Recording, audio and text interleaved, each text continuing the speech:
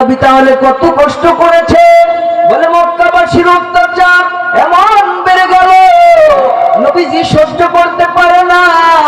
মক্কাবাসীর নির্যাতন অত্যাচার সহ্য করতে না পেরে নবী হিজরতের জন্য রওনা হয়ে গেলেন। আস্তে আস্তে করে আবু বকরের ঘরের দরজার কিনারায় হাজির হয়ে গেল আমার নবী। যা ছোট্ট একটা আওয়াজ ডাক দিলেন, আবু বকর। সঙ্গে সঙ্গে ঘরের ভিতর থেকে আবু বকর আওয়াজ দিলেন, লাব্বাইক ওয়া সাদাইক ইয়া রাসূলুল্লাহ। আবু বকর ঘরের ভিতর থেকে বাহির হয়ে আসলেন। নবীজি ডাক দিয়ে বলে, আবু বকর তুমি কি ঘুমাও না?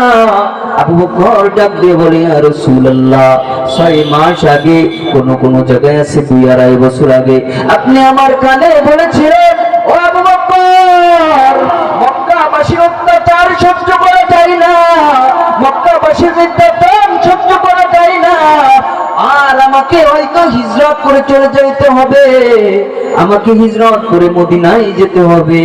ওই দিন থেকে আমি আবু বকর যত ব্যস্ততার সময় কাটাই, রাতের আধারে আমি ঘুমাই না। আমি আবু বকর অপেক্ষা করি মায়ার নবী কখন আসবে, আর আসি আমারে কখন জানি আবু বকর বলে ডাক দেয়। আর আমি আবু বকর যদি ঘুমায়া থাকি মায়ার নবী বড় কষ্ট পাবে, দুশমনেরা হামলা করে ফেলতে পারে।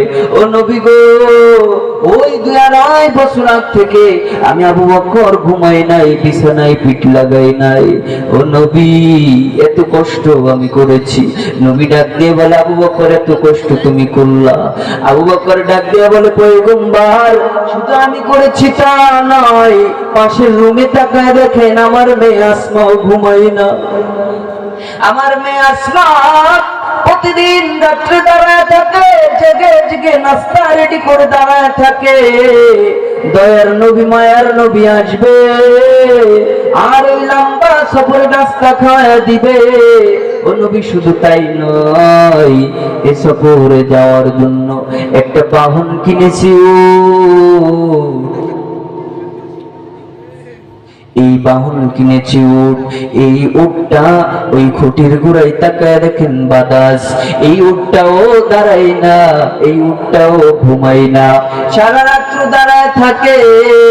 মায়ার নবী কখন জানি আসবে আর বাহনকারী বাহন হিসাবে নিয়ে যাবে।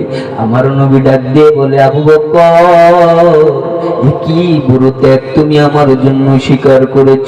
আজকে আমার বিপদের দিন, আজকে আমার বিপদের রাত। এই বিপদের দিন বিপদের রাতে দেওয়ার মতো কিছু নাই, তবে আল্লাহর কাছে দোয়া করিও মালিক, আমার আর আবু বকরের সফর আজকে শুরু হয়ে গেল। আজকে আবু বকরের সফর এই জায়গা থেকে শেষ হবে না, এই সফর শেষ হবে আল্লাহ তোমার জান্নাতে গিয়া।